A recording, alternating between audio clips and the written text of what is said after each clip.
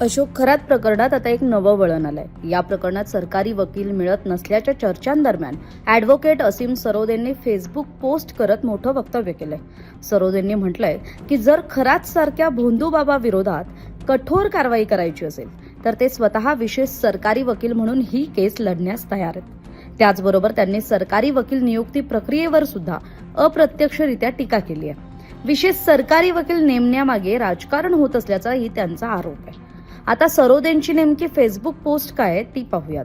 भोंदूबाबा अशोक खरात प्रकरणात सरकारी वकील म्हणून जबाबदारी घेण्यासाठी कुणी मिळत नाहीये ही बातमी वाचली.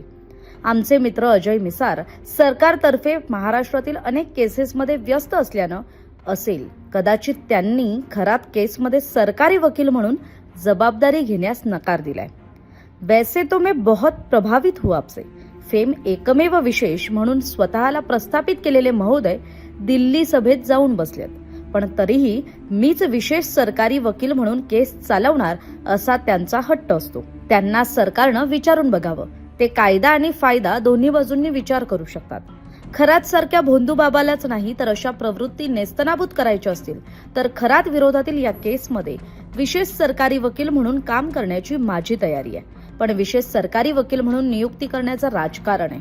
कुणी काही नेमकेपणाने बोलले की लगेच यात राजकारण आणू नका म्हणणाऱ्या मुख्यमंत्र्यांच्या मनात जे राजकारण असेल त्यालाच राज्याचं धोरण म्हणण्याचा प्रघात आहे. त्यामुळे आता या फेसबुक पोस्टमुळे खरात प्रकरणाला नवं राजकीय आणि कायदेशीर परिमाण मिळालंय का?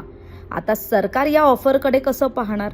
सरोदेंना विशेष सरकारी वकील म्हणून संधी देणार का की हा विषय केवळ राजकीय चर्चेत राहणार हे पाहणं महत्त्वाचं असणार आहे. तरी सरोदेंना विशेष सरकारी वकील करण्याविषयीची आपली मतं कमेंट करून जरूर कळवा.